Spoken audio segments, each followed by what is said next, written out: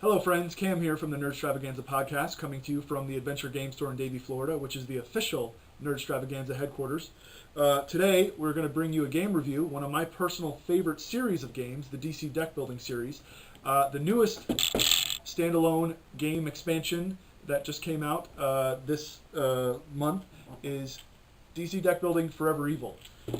This game is a little different than the original DC Deck Building game in that you are playing the villains and trying to take down the heroes, rather than playing a hero trying to take down the villains. There's also several other variants to the game that I'll get into once we get into the meat and potatoes of the review. But I'm going to basically go through the general gameplay. I'm going to show you the components and point out a few things I do and I do not like about the game, and then give you an overall recommendation as to whether I think it's worth picking up. Okay, so let's get into the heart of the game. This is the general setup. You can set it up however you like. There are really cool playmats out there that give you little spaces to put everything in if you want to follow directions. But for ease of the camera shot, I've laid it out like this. You've got the main deck, you've got the lineup, you've got kicks, you've got weaknesses, you've got your superheroes, you've got your starting hand, and you've got the oversized supervillain cards. Also over here are the frozen cards and the victory point tokens, which I will explain in a minute or two. So these are the oversized supervillain cards, very similar to the oversized superhero cards from the original DC deck building game. You distribute them however you like. Basically, you can put them all face down and someone chooses one and that's who they end up playing with, or you can shuffle them up and just deal out one to each player face down. Or my friends and I like to actually shuffle them up and deal out two to each player, and then that person will then get to choose between the two that they get. In this case, I got Black Adam and Lex Luthor. I would definitely choose to play with Lex Luthor because he's one of my favorites. So say I did take Lex Luthor and he is my supervillain. I would place him in front of me like this. These would all go to other players or be put to the side. Then I would start with my starting hand. Just like in the original DC deck building game, you start with 7 punches and 3 vulnerabilities. You then shuffle up those cards. Let's do a little quick shuffle here. Shuffle up your deck, and then deal yourself out 5 cards. 1, 2, 3, 4, 5. So then you put your hand down, your deck down, and pull out your hand. I ended up with 3 vulnerabilities and 2 punches. Not very good. But then at least I know that my next hand will be all punches. So at this point, I have 2 power because I have +1 power and +1 power for my 2 punches. I would be able to buy something, either 2 cards that cost 1 or 1 of the cards that cost 2. Now let's pause and talk about the lineup. There are 5 different card types. There are villains, superpowers, heroes, locations, and equipment. There's it's no coincidence that they're all laid out like this. Each one has a different attribute that you will gain when you put that card into your deck. Obviously, the equipment cards are pretty good. This one here is very special because it is the cold gun. It gives you +1 power every time you play it, and it also gives you control of the frozen token. What a frozen token does is allow you to place this token on any one of the cards in the lineup. Say I really wanted Commissioner Gordon, but I didn't have enough power to get him on that during that round. I could put the frozen token on Commissioner Gordon, and then he is essentially out of the game for everyone else except me until it comes back around on my turn. When it's my turn again, I can then take the frozen token off, buy Commissioner Gordon with my power from my hand, or I just have to take the frozen token off, I don't buy him, and he's fair game for everyone else. So that's an interesting equipment. There are several other equipment cards, like here, just in the main deck. You'll see there's other villains, there's other heroes, there's other locations, other superpowers. They all do many different things. Let's look at this location. The location, when you gain it, it goes into your discard pile, like so, over here. But then once your deck recycles and it comes out, then you play it in front of you. This location, Happy Harbor, allows you to have +1 power for each hero that you play. And that sort of gets us into strategy. So as you can see, Lex Luthor, at the end of my turn, draw an extra card for each hero I bought or gained during this turn. So if I'm playing with Lex Luthor, I know heroes are going to be very important to me in crafting my deck.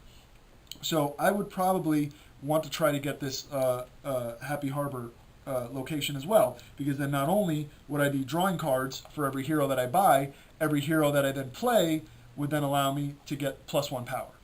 So in this turn, I know that I have +2 power from my hand, and I know that Commissioner Gordon is a hero, so I would probably buy Commissioner Gordon. Then once my turn is over, the deck gets replenished. Oh, what do you know? It's Commissioner Gordon again. But Commissioner Gordon is interesting because he is +1 power every time you play him, but if you discard his card, he's also a defense card. So if you discard this card to avoid an attack, you gain 1 victory point. And that brings us, I'll put this in my discard pile here, and that brings us to the victory point tokens. These are the victory point tokens. You can see the little 1 here. There are others of different denominations, 5 and 10. The way that these work is, like Commissioner Gordon allows me to do, if I use him to defend against an attack by, say, one of the superheroes or another player, I then get a victory point token. He goes into my discard pile, and then I have a victory point token on top of my villain. The victory point tokens are a new variant on the DC deck building games. Prior to that, victory points were only here at the bottom of the cards in the little stars. They're still here, but this allows you a different way to gain victory points, because in this game, whereas destroying cards is much more of a premium than in any previous DC deck building iteration. So this is the rule book. It tells you everything you need to know about the game. It also has a misprint, which I want to point out to everyone because it sort of freaked me out when I first got my game. Here on the very first page, it tells you have 211 game cards. That's not right. You have 206 game cards. The main deck only has 105 cards. That is because when they printed this rule book, they used as the prototype the DC Deck Building Heroes Unite rulebook, and that game has 5 more cards than this game does. So when you get your game and you open up the rulebook and you see that there's 111 main deck cards, you go through your main deck and you see that there's only 106. Don't freak out. It's just a misprint. You have everything that you're supposed to have, unless you have a different number than 106. One last thing I really want to talk about is the fact that this game is also different from the original DC deck building game in that it really puts a premium on destroying cards. For instance, let's look at this villain, Emperor Penguin. His power is when you destroy this card in any zone, gain 2 victory points. Zone means at any stage of the game. So if I was destroying Emperor Penguin with another card that allowed me to destroy a card in my hand or my discard pile, or I could destroy it from something else that one of the superhero attacks, or maybe my supervillain allowed me to destroy cards of values lower than a certain amount, then I would gain 2 victory points. That would be these tokens again here. So if I destroyed Emperor Penguin, he'd be out of the game, and here are my 2 victory points for that. That really places the emphasis on crafting your deck rather than building it, because you're getting rid of cards, and yeah, okay, I'm actually getting rid of 0 victory points here and gaining 2. There's some other cards that I might be destroying that would lose me 1 victory point, but maybe I'm gaining 3 victory point tokens.